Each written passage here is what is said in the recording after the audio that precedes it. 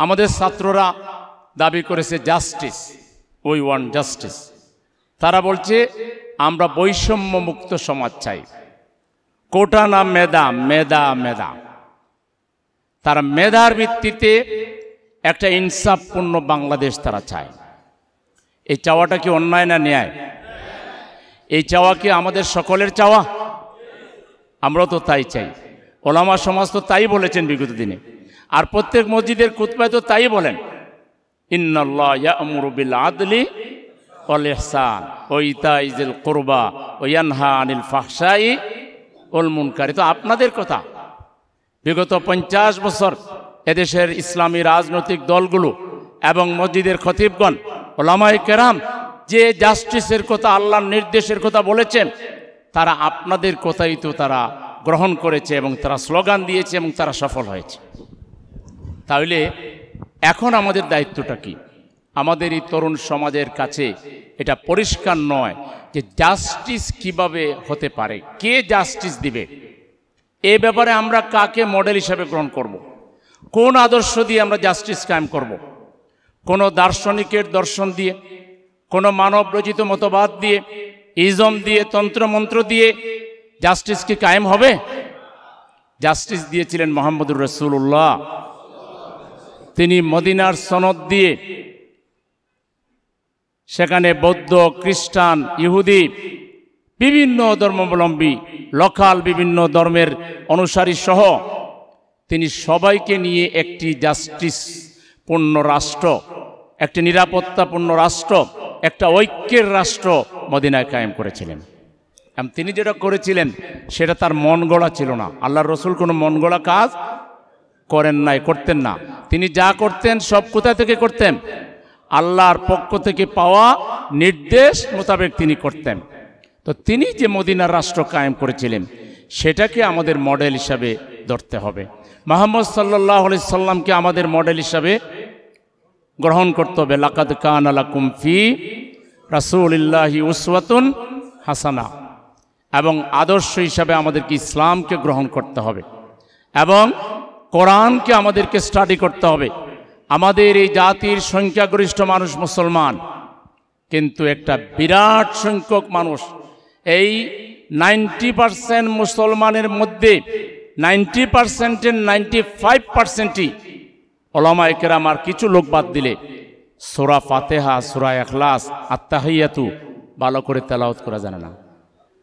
আপনি আত-তাহিয়াতু পড়তে দেন, পড়বে আত-তাহিয়াতু বা আত-তাহিয়াতু, বেশিরভাগ একটু নিয়ে দেখবেন আর আশপাশের মুসল্লিদেরকে। অথচ শব্দটা কি আত-তাহিয়াতু, হা গিয়া ইয়াকে ধরছে, তাই না? আত-তাহিয়াতু লিল্লাহি ওয়াস সালাওয়াত, আত্মার উপরে কোনো খাড়া জবর নাই কিন্তু, ঠিক আছে? তাইলে এই যে মানে নামাজে আমরা তাশাহুদ যে পড়ি, কিংবা আমরা সূরা ফাতিহা সব নামাজে পড়ি, সব সুন্নত, নফল, ফরজ সব নামাজে পড়ি, সেই ফাতিহাও অনেকের শুদ্ধ করে নাই। এই ব্যাপারে কিন্তু আমরা ইসলামী দল এবং উলামায়ে কেরাম দায়িত্ব এড়াইতে পারি না। আমাদের বিরাট দায়িত্ব আছে একটা সুস্থ সমাজ বিনির্মাণে, একটা ইসলামী সমাজ বিনির্মাণে সবচেয়ে অগ্রণী ভূমিকা পালন করতে হবে উলামায়ে কেরামকে। এজন্য আমার স্বনির্বিন্দ পরামর্শ আপনাদের প্রতি, আমরাও এটা করছি এবং করব, আপনারাও মেহরবানি করে এখন সবার আগে আমরা আমাদের তরুণ তরুণী, যুবক যুবতী, আমাদের এই আন্দোলনকামী জনতাকে আপনাদের টার্গেট করা দরকার। ব্যক্তিগত টার্গেট, গ্রুপ ভিত্তিক টার্গেট, মসজিদের খুতবা, এমনি খুতবা ছাড়াও মাঝে মধ্যে একসাথে খাওয়া দাওয়া করে তাদের মাথায় আগে এই কথা ঢোকানো দরকার যে জাস্টিস প্রতিষ্ঠা করতে হলে আদর্শ হিসাবে ইসলামকে গ্রহণ করতে হবে, নেতা হিসাবে মুহাম্মদুর রাসূলুল্লাহ সাল্লাল্লাহু আলাইহি ওয়াসাল্লামের জীবনকে গ্রহণ করতে হবে, তাকে গ্রহণ করতে হবে। এটা যদি তারা একমত হয় তাহলে তাদেরকে দাওয়াত দেন তারা যেন নামাজে আসে, আর নামাজ সহিভাবে পড়ার জন্য তাদেরকে কোরআন শেখান, তাদেরকে দ্বীন শেখান, তাদেরকে মাসলা মাসাইল শেখান। এই কাজটার উদ্যোগ উলামায়ে কেরামকে নিতে হবে। আপনারা কি একমত কিনা? এই জন্য মসজিদ আপনাদের বিরাট সুযোগ।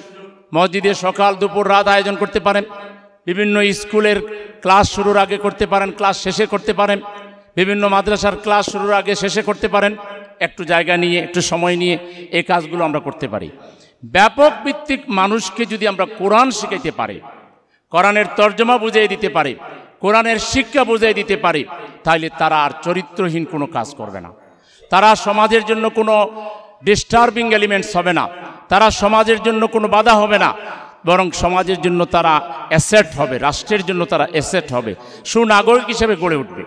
আজকে বিরাট সংখ্যক উলামা একরাম, মসজিদ আছে, মাদ্রাসা আছে, এতিমখানা আছে, এগুলোর 1 নাম্বার টার্গেট হওয়া উচিত যে আমাদের সমাজের যারা কোরআন সহি করে পড়তে পারে না তাদেরকে কোরআন সহি করে শেখানো, কোরআনের তর্জমা শেখানো, কোরআনের মূল বক্তব্য মেসেজ তাদের কাছে পৌঁছে দেওয়া, নামাজ শেখানো, মাসলা মাসাইল শেখানো, তাদেরকে আদব কায়দা শেখানো, তাদেরকে আল্লাহ যে ইহসানের কথা বলেছেন, সদাচরণ, মহসিন হওয়ার কথা যে আল্লাহ বলেছেন, সেই মহসিন কি জিনিস এটা হাদিসের আলোকে, কোরআনের আলোকে তাদেরকে বুঝিয়ে দেওয়া দরকার। মানুষ যদি না জানে তাহলে অ্যাক্ট করবে কিভাবে, কাজ করবে কিভাবে? সেজন্য মানুষকে জানানো, এডুকেটেড করা, নলেজেবল করা, এটা আমাদেরই দায়িত্ব। যারা জানে তারাই আল্লাহকে বেশি মানে। আল্লাহ বলেছেন ইন্নামা ইয়াখশাল্লাহু মিন ইবাদিহিল উলামা, আল্লাহর বান্দাদের মধ্যে যারা জ্ঞানী আলেম তারাই আল্লাহকে বেশি ভয় করে। যারা মূর্খ তারা তো কোনো জ্ঞান নাই, জ্ঞান না থাকার কারণে তারা আকাম কুকাম বেশি করে। এটা তাদের দোষ যতটা না, তার চাইতে অনেক বেশি দোষ বা দায়িত্ব আমরা যারা জানি তাদের উপরে বর্তায়। জ্ঞানীদের কাজ হলো যারা জ্ঞান নাই, যাদের মধ্যে মূর্খতা রয়েছে, যাদের মধ্যে জানার অভাব রয়েছে, তাদেরকে জানানো, তাদেরকে শেখানো। এটাই তো বলা হয়েছে খাইরুকুম মান তাআল্লামাল কোরআনা ওয়া আল্লামাহু, তোমাদের মধ্যে শ্রেষ্ঠ তারাই যারা নিজে কোরআন শিখে আর অন্যকে। আমরা এখন নিজে শিখি, খুব ভালো ওয়াজও করি, কিন্তু অন্যকে শেখানোর দায়িত্বের ব্যাপারে আমাদের যথেষ্ট ঘাটতি আছে বলে মনে হয়। এই জন্য এই দায়িত্বটি পালন করার জন্য আমি আপনাদের কাছে বিনীত অনুরোধ জানাচ্ছি। এবং মসজিদের খুতবাগুলোতে এবং তাফসির মাহফিলগুলোতে এই 2টা বিষয়কে যদি হাইলাইটস করতে পারেন যে আমাদের আদর্শ হচ্ছেন মুহাম্মদ সাল্লাল্লাহু আলাইহি সাল্লাম, আমাদের নেতা হচ্ছেন মুহাম্মদ সাল্লাল্লাহু আলাইহি সাল্লাম, আমাদের সংবিধান হচ্ছে পবিত্র কোরআন। জাস্টিস কায়েম করতে হলে কোরআন এবং মুহাম্মদ সাল্লাল্লাহু আলাইহি সাল্লামকে অনুসরণ করা ছাড়া জাস্টিস কায়েমের কোনো দূরতম সম্ভাবনা। আবার জাতি দুঃখা খাবে, এই বিপ্লবকে হাইজ্যাক করে ফেলা হবে, সিভিল কু করে ফেলা হবে। কু 2 ধরনের হয়, একটা সামরিক কু আর হলো সিভিল কু। ওই পতিত স্বৈরাচারের প্রেতাত্মা কিন্তু সমাজে আছে, এবং আরো অনেক দল গোষ্ঠী মতবাদের অনুসারী সমাজে আছে। তারা কখনো চাইবে না ইসলাম এই জমিনে কায়েম হোক, কোরআন এই জমিনে বিজয়ী হোক, তাকওয়ার ভিত্তিতে সমাজ কায়েম হোক, সুনাগরিক তৈরি হোক, এটা তারা কখনো চাইবে না। কিন্তু তারা চাইল না বলে আমরা কি বসে থাকতে পারি? আমাদের দায়িত্ব হলো সংখ্যাগরিষ্ঠ জনগণকে এই বিষয়টা উপলব্ধি করানো, বোঝানো এবং তাদেরকে কোরআন শিক্ষার দিকে আহ্বান জানানো। ইভেন আমাদের ঘরেও পারিবারিক বৈঠকের মাধ্যমে ছেলেদেরকে মেয়েদেরকে দিন শেখানো দরকার, কোরআন শেখানো দরকার। মুহাম্মদ সাল্লাল্লাহু আলাইহি ওয়াসাল্লাম কিভাবে জাস্টিস দিয়েছিলেন, যুদ্ধবন্দীদের সাথে তিনি কি আচরণ করেছিলেন, তার নিজের গায়ের চাদর সেই যুদ্ধবন্দীর গায়ে পরিয়ে দিয়েছিলেন, তিনি যে মানবিকতা দেখিয়েছিলেন, তিনি যে উদারতা দেখিয়েছিলেন, এখনকার তরুণ সমাজ এটা জানে না। আমরা জানলেও আমার ছেলে জানে না, আমার মেয়ে জানে না, আমার ভাতিজা জানে না, আমার ভাতিজি জানে না। তারা আদর্শ হিসেবে অমুক তমুক বিভিন্ন দার্শনিক বিভিন্ন ব্যক্তিকে তারা ফলো করে। এজন্য আমাদের ঘরগুলোতে যদি আমরা ছেলে মেয়েদেরকে এটা ঢুকাই দিতে পারি, ভাতিজা ভাতিজাদেরকে ঢুকাই দিতে পারি, নাতি নাতনিদেরকে যদি ঢুকাই দিতে পারি, তাহলে তারা স্কুলে গিয়ে, কলেজে গিয়ে, মাদ্রাসায় গিয়ে, ইউনিভার্সিটি গিয়ে এগুলো চর্চা করবে। একদিকে ব্যক্তিগত পারিবারিক চেষ্টা, মসজিদ ভিত্তিক চেষ্টা, তার সামাজিক চেষ্টা, অন্যদিকে আলেম সমাজের পক্ষ থেকে লেখালেখির মাধ্যমে, বক্তব্যের মাধ্যমে সরকার পরিচালনার সাথে জড়িত যারা, তাদের সামনেও রাষ্ট্র পরিচালনার মূলনীতি তুলে ধরা দরকার, লেখা দরকার, বক্তব্য দেওয়া দরকার, যৌক্তিকভাবে দেওয়া দরকার। এমন না যে আমরা ফাটাই ফেলাবো, আমরা বিপ্লব বক্তৃতার মাধ্যমে করে ফেলবো, তা না। আমরা তাদেরকেও টার্গেট করা দরকার, তাদেরকেও আমাদের বোঝানো দরকার, তাদের সামনেও আমাদেরকে এগুলো তুলে ধরা দরকার আছে। তারা সবাই অন্য অনেক ক্ষেত্রে অনেক স্কলার হইল, ইসলামের দিক থেকে তো তারা নাও হতে পারে। তাদের সামনে সেই নবীর জীবনী, সাহাবায়ে কেরামের জীবনী, 4 খলিফার জীবনী এবং কোরআনের তর্জমা, তাফসির বই পুস্তক এগুলো যদি আমরা তুলে ধরতে পারি, হাদিয়া হিসেবে দিতে পারি, তাহলে দেখা যাবে তাদের মধ্যেও চিন্তার পরিবর্তন আসতে পারে। এই কাজটা, পরিবর্তনের কাজটা একা কেউ পারবে না। আমাদের ইন্টারিম গভর্নমেন্টও পারবে না, আমাদের রাজনৈতিক দলও পারবে না, জামাত ইসলামীও একা পারবে না, উলামায়ে কেরামও একা পারবে না। এটা একটা সম্মিলিত প্রচেষ্টা লাগবে। বিশেষ করে আমাদের এই সমাজে যে দুষ্ট কতগুলো আছে, অসামাজিক কাজ যেগুলো আছে, অপসংস্কৃতি যেটা আছে, মদ, গাঁজা, ফেন্সিডিল এবং অশ্লীলতা, বেহায়াপনা, চাঁদাবাজি, টেন্ডারবাজি, লুটতরাজ, ভাঙচুর, এগুলো কি কোনো ভালো কাজ? ওই যে আল্লাহ বলল ইয়ানহা আনিল ফাহশাই, এবং তারা বাধা দেয় সমস্ত নির্লজ্জ কাজে, নাপাক কাজে, অপবিত্র কাজে, খারাপ কাজে তারা বাধা দেয়, তারা প্রতিরোধ করে। তাইলে আমরা পজিটিভটা করলাম, নেগেটিভটা যদি প্রতিরোধ না করি, ইসলাম দুইটা মিলাই তো, তা'মুরুনা বিল মারুফ ওয়া তানহাউনা আনিল মুনকার। এখানে আমাদের মধ্যে একটু সমস্যা আছে।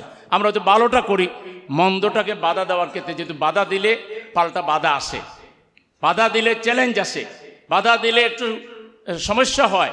এই জন্য অনেকে এই জায়গায় আমরা নীরব থাকতে চাই, কিন্তু এটা ইসলামের নিয়ম না। আল্লাহ রাসূল হাদিস কি, মান রা মুনকারান ফালিয়ুগাইয়িরহু বিয়াদিহি ফাইল্লাম ইয়াস্তাতি ফাবিলিসানি ফাইল্লাম ইয়াস্তাতি ফাবিকলবিহি ওয়া যালিকা আদাফুল। তাহলে প্রথমটা কোনটা? শক্তি প্রয়োগ করে বন্ধ করে দেওয়া। শক্তি প্রয়োগ করলে বিশৃঙ্খলা দেখা দিবে, আরও ক্ষতি হবে। তাইলে অন্তত জোরালো প্রতিবাদ জানানো, মিছিল করা, ডেমনস্ট্রেশন করা, সামাজিক মুভমেন্ট গড়ে তোলা। আজকে এই যে সমাজে কতগুলো দুষ্ট কত আছে, এই যে অশ্লীলতার প্রচার এবং প্রসার, এই যে ছেলেমেয়েদের চরিত্র, এই যে ইন্টারনেটের বদৌলতে এটার ভিতরে লক্ষ লক্ষ সিনেমা আছে। আপনার ছেলে মেয়ে এটা বুকে নিয়ে, এটা মাথার বালিশের কাছে রেখে সে ঘুমাচ্ছে। এখানে এখন সিনেমা দেখার জন্য আর কোথাও দূরে গিয়ে টিকিট কাটা লাগে না। কয়টা সিনেমা দেখতে চান? হলিউডের দেখতে চান না বলিউডের দেখতে চান না কোনটা দেখতে চান? তাহলে এই যে প্রত্যেকটা সুস্থ সমাজে, সভ্য সমাজে ইন্টারনেট নিয়ন্ত্রণ করা হয়। ইন্টারনেটের মাধ্যমে যে সব আখাদ্য কুখাদ্য আসে, এগুলোকে নিয়ন্ত্রণ করা যায়, কোনটা চলবে কোনটা চলবে না। তাহলে এই সমাজে এই যে নেগেটিভ ওয়ার্ক যেগুলো আছে, অশ্লীলতা, বেহায়াপনা, দুর্বৃত্তপরায়ণা, চাঁদাবাজি, লুণ্ঠন, এই যে বিষয়গুলো আছে, এইটা এই সমাজে হোক, এটা আমরা কেউ চাই না। কিন্তু ব্যবসায়ীরা এর শিকার। আজকে বাজারে তরিতরকারি যারা বিক্রি করে তারা এটা শিকার। এই দেখেন, রক্তের কত এখনো শেষ হয় নাই, এখনো চুপ চুপ রক্তের দাগ রাস্তায় রাস্তায়। আজকে যে বাড়িতে শহীদ আছে সেখানে মায়ের ঘুম নাই, বাবার ঘুম নাই, তারা দুঃস্বপ্ন দেখছে। অনেক স্বামী তার স্ত্রীকে রেখে মারা গেছে, স্ত্রী বিধবা, আজকে সে দুঃস্বপ্ন দেখছে। আর কিছু লোক ওই পতিত স্বৈরাচারের লোকদেরকে একত্রিত করে, আগে যারা টেন্ডারবাজি চাঁদাবাজি করতো ওদেরকে দাওয়াত দিয়ে দলবাড়ি করছে, কইরা তারা আর ওরা মিলিয়া ইঞ্চি ইঞ্চি করে অলরেডি ভাগ করে ফেলছে। এইটুকু জায়গা তোমার, এইটুকু আমার, এইটুকু তোমার। তারা ভাগ করে নিয়ে এখন ফল বিক্রেতা থেকে শুরু করে, ফকির থেকে শুরু করে, এরা ফকিরের কাছ থেকে চাঁদা নেয়। জানেন, ফকির যে এলাকায় থাকবে তার জন্য নির্ধারিত আছে, আগে এইটা দিয়ে দিতে হবে। বেটা তুমি কয় টাকা পাস না পাস তোর ব্যাপার, আমার চাঁদা আগে দিয়ে দে। এই সমাজে এই যে টেন্ডারবাজি, এই যে সিন্ডিকেট, এই যে চাঁদাবাজি, এই যে লুটতরাজ, এটা যেই হোক, আমি বিশ্বাস করি না যে কোনো পলিটিক্যাল পার্টির লিডার এটা প্রশ্রয় দেবা বলে দেয়, কিন্তু আমি এটা বিশ্বাস করি পলিটিক্যাল পার্টির কিছু কিছু পার্টিকে এবং তাদের নেতাদেরকে ব্যবহার করে এই দুর্বৃত্তরা এটা করে। সেই পার্টি এবং সেই পার্টির নেতারা এর বিরুদ্ধে যদি জিহাদ ঘোষণা করে, এদেরকে দল থেকে যদি সরাই না দেয়, এদেরকে যদি প্রশ্রয় দেওয়া বন্ধ না করে, তাহলে আওয়ামী লীগ যে পথে গেছে, অতীত সকল স্বৈরাচাররা যে পথে গেছে, আগামী দিনের টেন্ডারবাজরাও একই পথে যাবে, চাঁদাবাজরাও একই পথে যাবে। আমরা আলেম সমাজকে বিনীত অনুরোধ করব, আপনারা মসজিদের খুতবা এই ব্যাপারে অ্যাওয়ারনেস ডেভেলপ করেন, জাতিকে ঐক্যবদ্ধ করেন। এই নিয়ে আপনারা সামাজিক মুভমেন্ট গড়ে তুলেন। সামাজিক ব্যানারে মসজিদের ইমামের নেতৃত্বে, খতিবের নেতৃত্বে চাঁদাবাজির বিরুদ্ধে মিছিল করেন, মানুষ আপনাকে দোয়া করবে, দাওয়াতও খাওয়াবে। দেখেন এটা করে কিনা। কোনো রাজনৈতিক দলের ব্যানারে দরকার নাই, বৈষম্য বিরোধী ছাত্রদের ব্যানারে অথবা ওই এলাকার ওই ওয়ার্ডের জনগণের পক্ষ থেকে আলেম, ওলামা, রাজনৈতিক দলের কর্মী, সামাজিক কর্মী সবাই মিলে আমরা যদি চাঁদাবাজদের বিরুদ্ধে, টেন্ডারবাজদের বিরুদ্ধে, আমরা যদি অপসংস্কৃতির বিরুদ্ধে, জেহালতের বিরুদ্ধে, মদের বিরুদ্ধে, নাচের বিরুদ্ধে, গানের বিরুদ্ধে আমরা যদি অ্যাওয়ারনেস ডেভেলপ করতে পারি, তাইলে আর এদিকে দাওয়াতি কাজ করে নামাজি বানাইতে পারি, কোরআন শিখিতে পারি, তাইলে একটা সুস্থ সমাজ বিনির্মাণে, একটা বৈষম্যমুক্ত সমাজ বিনির্মাণে, একটা জাস্টিসপূর্ণ সমাজ বিনির্মাণে একটা বড় ধরনের সামাজিক শক্তি হিসাবে কাজ করবে। অনেকে খালি বলেন যে ঐক্য দরকার, ঐক্য দরকার। আমি বাংলাদেশে অনৈক্য কোথায় খুঁজে পাই না। আমরা কি এক আল্লাহকে মানি না? আল্লাহ বেশি, এটা কেউ এখানে মানি? আমরা কি মোহাম্মদ রাসূলুল্লাহকে শেষ নবী মানি না? আমরা কি একই যে কোনো মসজিদে যে ইমামই থাকুক তার পিছনে সময় মিলে জামাতে নামাজ পড়ি না? আমরা কি নামাজের যে 5 ওয়াক্ত নামাজ 6 ওয়াক্ত কেউ মানি? আমরা নামাজের যে নিয়মকানুন মাসলা মাসাইল আছে, এখানে মৌলিক কোনো বিষয় কি কোনো পার্থক্য আছে? ছোটোখাটো কিছু বিষয়ে পার্থক্য আজকে বউ আগে থেকে ছিল। তাইলে প্রসিদ্ধ 4 মাযহাব সহ অত মাযহাব হইল কীভাবে? কিন্তু ওই মাযহাবের ইমামরা, তিনি যখন অন্য মাযহাবের ইমামের এলাকায় যেতেন, তিনি ওই ইমামের তার মতের বাদ দিয়া ওই ইমামের মতকে ওখানে অনুসরণ করতেন। এইটা শিখি আমরা, যে আমরা যে মসজিদে ইমামের পেছনে নামাজ পড়বো, ওখানে ওই মাসলা দরকার হলে ফলো করবো, যদি এটা সরাসরি কোরআন এবং হাদিসের বিপরীত না হয়। ছোটোখাটো ইখতিলাফি মাসালা নিয়ে আমাদের মধ্যে বিভেদ যেটা আছে, এটা বড় কোনো উলামায়ে কেরামদের পক্ষ থেকে হয় এটা না। এটা দেখবেন খুব মাঝখান থেকে বা একটু নিচ লেভেল থেকে কেউ ফেসে আসার জন্য, সোশ্যাল মিডিয়া আসার জন্য, খ্যাতি ছড়াইবার জন্য। আমি দেখি না এরকম খুব রিনাউন্ড কোনো বড় আলেম, বয়সে তরুণ কিংবা অত এইরকম সবাই যে তাকে বড় আলেম হিসেবে স্বীকৃতি তাও না। এরকম কিছু লোক সোশ্যাল মিডিয়ায় কিছু কলকাঠি নাড়ে, আবার অন্য পক্ষ থেকে কিছু লোক কলকাঠি নাড়ে। এগুলোর দিকে আমাদের নজর না দিলেই হলো। আমাদের ঐক্য আছে এবং ঐক্য থাকবে ইনশাআল্লাহ। আমরা চাঁদাবাজির বিরুদ্ধে, আমরা টেন্ডারবাজির বিরুদ্ধে, আমরা দুর্নীতির বিরুদ্ধে, আমরা জেহালতের বিরুদ্ধে, আমরা অপসংস্কৃতির বিরুদ্ধে। এটা কি আমাদের ঐক্য না? এই ঐক্য আমাদের পারস্পরিক যোগাযোগের মাধ্যমে, পারস্পরিক বোঝাপড়ার মাধ্যমে, সম্মান দেওয়ার মাধ্যমে। কেউ কাউকে আমরা আন্ডারমাইন করব না, কেউ কাউকে অসম্মানিত করব না, কেউ কাউকে ওটা বড় দল ওটা ছোট দল এটা ভাববো না। দল বড় ছোট এগুলো বিষয় না। ইন্না আকরামাকুম ইনদাল্লাহি আতকাকুম, তোমাদের মধ্যে তারাই সম্মানিত যারা আল্লাহকে বেশি ভয় করেন। আমরা তাকওয়ার ভিত্তিতে মানুষকে মূল্যায়ন করব, যেটা আল্লাহ মানদণ্ড ঠিক করে দিয়েছেন, ঠিক কি না? আমরা সেইভাবে যদি এগিয়ে যেতে পারি এবং আমরা পারস্পরিকভাবে যদি একে অন্যের পাশে দাঁড়াতে পারি এবং সমাজের নাগরিকদেরকে যদি আমরা এটা আহ্বান জানাই, ফেলোশিপ, তোমার পাশে যে অসুস্থ রোগীটা আছে, তোমার পাশে যে ডিজেবল লোকটা আছে, তোমার পাশে যে দরিদ্র লোকটা আছে, মসজিদের উদ্যোগে এগুলো নেন। আপনার ওই ইতা ইজিল করবা বলা হয়েছে না, নিকটাত্মীয় হক আদায় করো, প্রতিবেশীর হক আদায় করো। তাহলে আমরা আমাদের মসজিদের এর মধ্যে যত যাদের চাকরি নাই, কর্মসংস্থান নাই, গরিব লোক, আমরা মসজিদ থেকে ফান্ড উঠাইয়া, ধনী লোকদের কাছ থেকে টাকা উঠাইয়া আমরা তাদের কর্মসংস্থান করে দিব। একটা ছেলে মেধাবী বিদেশে গিয়ে পড়ালেখা করতে পারে কিংবা ইউনিভার্সিটিতে পড়বে, পয়সা নাই, আমরা মসজিদ থেকে সামাজিক উদ্যোগে সেটা আমরা করব।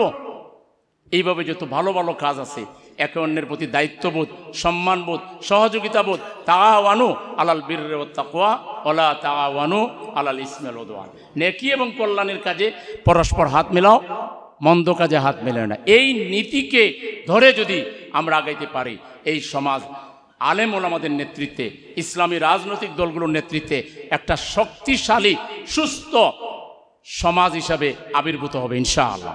এবং এর ধারাবাহিকতায় একটি ইসলামী বিপ্লব, একটি কোরআনের সমাজ, যে সমাজের যেই বিপ্লবের জন্য, যে দিন কায়েমের জন্য আল্লাহ আমাদেরকে নির্দেশ দিয়েছেন, শারা লাকুম মিনাদ দীনি মা ওয়াসা বিহি নূহা ওয়াল্লাযী আওহাইনা ইলাইকা আমা ওয়াসাইনা বিহি ইব্রাহিমা ওয়া মূসা ওয়া ঈসা আন আকিমুদ্দীন ওয়া লা তাতাফাররাকু ফীহি হুয়াল্লাযী আরসালা রাসূলাহু বিল হুদা ওয়া দীনিল হক লিইয়ুযহিরাহু আলাদ দীনি কুল্লি ওয়ালাউ কারিহাল মুশরিকুন। আর জায়গায় ওয়ালাউ কারিহাল কাফিরুন, আর জায়গায় কাফা বিল্লাহি শাহিদা, আল্লাহ নিজেই সাক্ষী। এর ব্যাখ্যা যে যাই দেন, আল্লাহর যে ব্যাখ্যা, ওই ব্যাখ্যার কাছে আপনার ব্যাখ্যা গেল কিনা এটা আপনি মিলাবেন।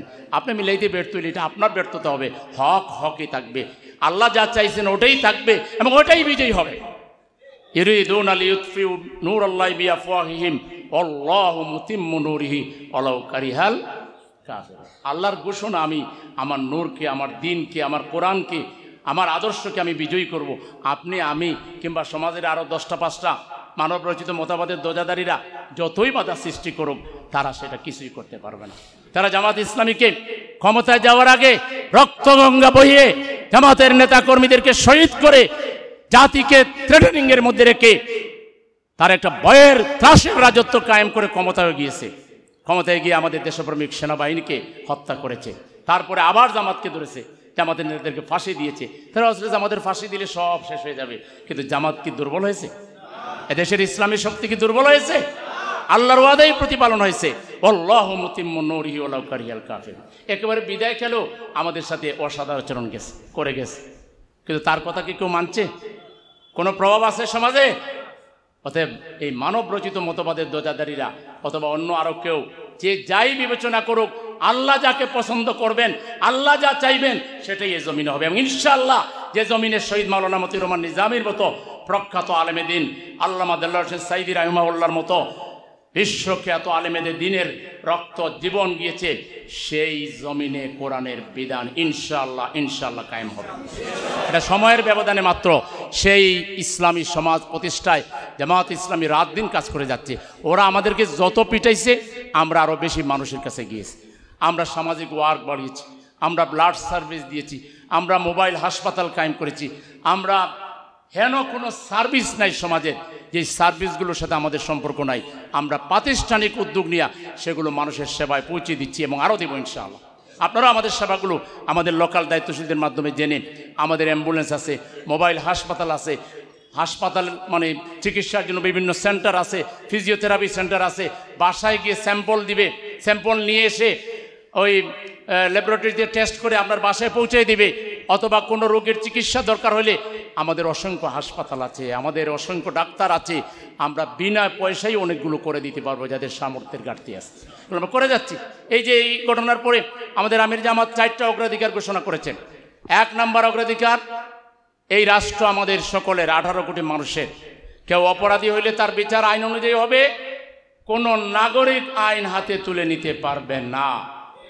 কোনো সংখ্যাগুরু বলে কোনো ভিন্ন ধর্মাবলম্বীর উপাসনালয়ে কেউ হামলা করতে পারবে না। তিনি জামাত শিবিরের কর্মীদেরকে দায়িত্ব দিয়েছিলেন, তোমরা পাহারা দাও। আমরা মন্দিরও পাহারা দিয়েছি। যে থানায় দিনের পর দিন, রাতের পর রাত নিষ্ঠুর নির্যাতন চালিয়েছে, ঝুলিয়ে রেখে আমাদেরকে খুন করার চেষ্টা করেছে, সেই থানাও আমরা পাহারা দিয়েছি। ইসলাম প্রতিশোধে বিশ্বাস করে না, ইসলাম ক্ষমায় বিশ্বাস করে। সুতরাং আমরা এগুলো করেছি এবং আমরা করে যাব। আপনারা দেখেছেন আমরা প্রত্যেকটা শহীদ ফ্যামিলিকে আমির জামাত ডাক্তার শফিকুর রহমান সময়ের নির্দেশে প্রাথমিকভাবে 1 লাখ টাকা করে দিচ্ছি প্রাথমিকভাবে। এবং তিনি বলেছেন আরও দায়িত্ব পালন করতে হবে, আরও এদের কি করা যায়, এদের পরিবারগুলো যেন কোনো কষ্ট না পায় সেটা দেখতে হবে। আহতদেরকে 50,000 টাকা করে দিতে বলেছেন। আমাদের এই উত্তর সিটি কর্পোরেশনে এই পর্যন্ত 136 জন শহীদের লিস্ট পাওয়া গেছে। এই 136 জনকেই আমরা 1 লাখ টাকা করে দিচ্ছি। এর বাইরেও তাদের অন্য কোনো প্রয়োজন হইলে আমরা সেটা দেখতেছি এবং আহতদেরকে আমরা দিচ্ছি, চিকিৎসা দিচ্ছি, রাত দিন কাজ করছি। আবার দেখছেন বন্যা যখন হয়েছে, আমিরে জামাত সবার আগে ফেনীতে চলে গেছে, নোয়াখালীতে চলে গেছেন, কুমিল্লায় চলে গেছেন। ভালো কাজে অগ্রগামিতা, ভালো কাজে প্রতিযোগিতা, এগুলি হবে আমাদের নীতি। আমরা একে অন্যকে সহযোগিতা করব ইনশাআল্লাহ। আগামীর পার্লামেন্টে যে আলেম সমাজ ওই বাতিলের রক্তচক্ষুকে ভ্রুকুটিকে অপেক্ষা করে জীবনের মায়া ত্যাগ করে আমাদের সমাজের স্বনামধন্য আলেম ওলামা পীর মাশায়েখ, তারা শুধু রাস্তায় বক্তৃতা দিবেন না, তারা পার্লামেন্টেও জাতিকে নেতৃত্ব দিবেন ইনশাআল্লাহ। সেই জন্য সবাইকে কাজ শুরু করে দেওয়া দরকার, পারস্পরিক ভেদাভেদ ভুলে যাওয়া দরকার, হাতে হাত রেখে কাঁধে কাঁধ মিলে পারস্পরিক সম্মান শ্রদ্ধাবোধের সহিত আসুন আমরা একযোগে এই বাংলাদেশকে একটি আদর্শ শান্তির বাংলাদেশে, জাস্টিসের বাংলাদেশ হিসাবে এটাকে গড়ে তোলার জন্য সবাই একযোগে প্রতিযোগিতা করে আমরা কাজ করি। আল্লাহ তাআলা আমাদের সবাইকে তৌফিক দান করুন।